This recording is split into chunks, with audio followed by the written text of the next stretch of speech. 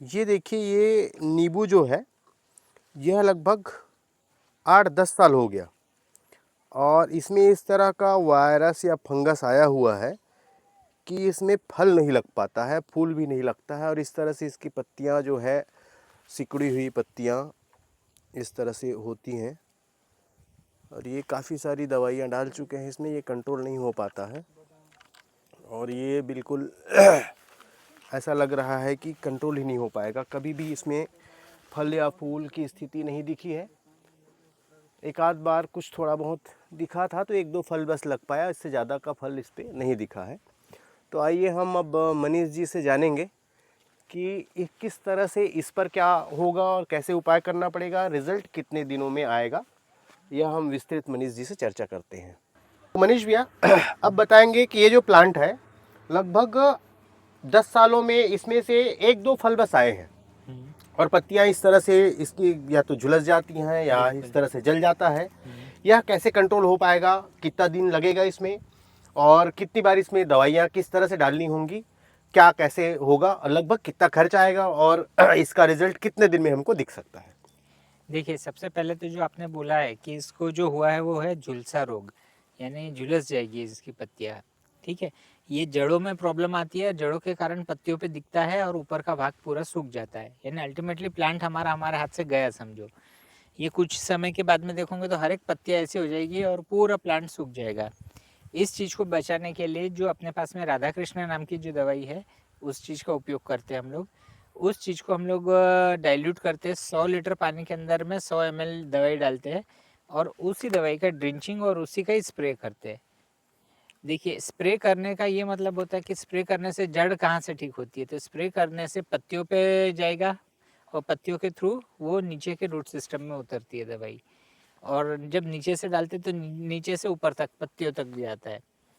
तो ये दोनों के दोनों इसी तरीके से काम करते हैं। अच्छा, उसके साथ साथ में कृष्ण वाली भी दवाई है अपने पास में, जिसको हम लोग बढ़ाने के लिए डाल दिया है। अभी आपको मैं दिखाता हूँ। जी। बढ़ाने के लिए गोबर में डाल दिया है, 7 दिन में वो रेडी हो जाएगा। तो इसकी जड़ों के आसपास थोड़ी सी खुदाई कर देना राउंड में और उसमें आप गोबर खाद डाल देना, बस इतना ही करना है। इतना करने से ये रोग भी दूर हो जाएगा, इसकी फ्लावरिंग फ्रूटिंग भी बढ़ेगी और इसमें भी नींबू आएंगे, डेफिनेटली आएंगे। तो ये कितना दिन का समय लगेगा लगभग इस पे? ये डालने के लिए देखो, आज 7 दिन 8 दिन का समय डालने के लिए लगेगा, वहाँ से आप 15-20 दिन का समझ के चलिए। 15-20 दिन में आपको असर दिखना पूरा का पूरा शुरू हो जाएगा। मतलब असर दिखने लगेगा पत्तों में जो झुलसन और ये पत्तों में सिकुड़न जो है, पत्तों की ताजगी अलग ही समझ में आएंगे आपको कि ताजी पत्तियां है एकदम। अभी इसमें लगभग ऐसा हो रहा है कि पत्तियां, एक भी पत्तियां सही नहीं दिख रही हैं, है ना? तो ये स्थिति है यहाँ पे, आ जाएगा।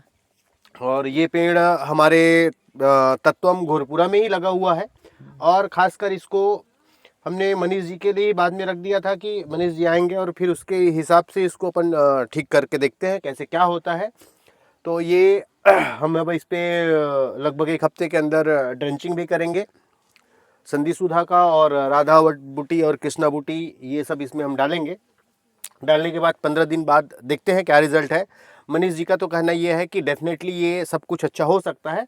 तो मनीष जी ये बताएंगे कि इसमें लगभग हमको अनुमानित खर्च कितना आ जाएगा?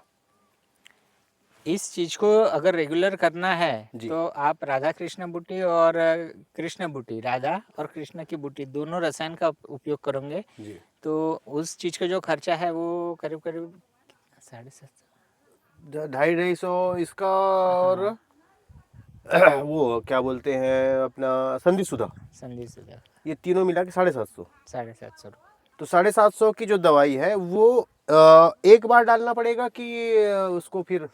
देखिए, जो दवाई की मैं अभी ड्रिंचिंग करवा रहा हूँ ना आपको, जैसे राधा बूटी की, तो उस चीज का दवा आप 15 दिन में और एक बार डालोगे, फिर 15 दिन में और एक बार, 3 बार टोटल स्प्रे कर दोगे पूरे प्लांट को, कभी की जरूरत नहीं है। और वैसे ही 15-15 दिन पे वो वाले भी डालोगे, कृष्ण बूटी भी। जी जी जी। तो ये जैसे अपन 750 रुपए का ले रहे हैं कि आपका राधा बूटी, कृष्णा बूटी और सुधा संधि, ये तीनों जो चीजें हैं वो सिर्फ एक प्लांट के लिए तो नहीं, तो मेरे ख्याल से कितने जन प्लांट के लिए हो जाएगा? 1 एकड़ 2 एकड़ तक के लिए चल जाता है, उसके लिए है पूरा पूरा, है ना? तो मतलब कोई एक प्लांट के लिए पर्टिकुलर के लिए लेने की रिक्वायरमेंट नहीं है, वो जो होगा उसमें थोड़ा थोड़ा उसको डाल सकते हैं। बिल्कुल। जी जी जी। तो ये समझ लीजिए कि समझिए उसके हिसाब से तो 25-50 रुपए की दवाई में या आराम 25-50 से। रुपए की दवाई में ये वापस अपना खड़ा हो सकता है जी, प्लांट। और उसके बाद फिर दोबारा उसको नहीं बार बार जरूरत नहीं, डालने की आवश्यकता। फिर तो आता ही नहीं ना, रोग ही नहीं आएगा तो फिर क्या डालूंगे आप। तो आपका ये जो है प्रोडक्ट, ये नैनो प्रोडक्ट जो है वो तत्व को पकड़ के चलता है और किस तरह का डेवलपमेंट होता है इसमें, क्या किस तरह से, क्या इम्यूनिटी बूस्टर है क्या ये? नहीं, ये प्लांट ग्रोथ प्रमोटर नहीं है। हाँ। ये जड़ों पे काम करता है। सबसे पहले तो जड़ों जी को मजबूत बनाता है। प्लांट को जो न्यूट्रिशन जमीन में पड़े उसको अवशोषित करवा देता है। जी जी जी। अवशोषित करने में उसको मदद करता है, यानी कि अगर वहाँ न्यूट्रिएंट पड़ा है तो वो जड़ें भी उतनी फैलेगी और न्यूट्रिएंट को खुद ही अपटेक कर लेगी। जी जी जी।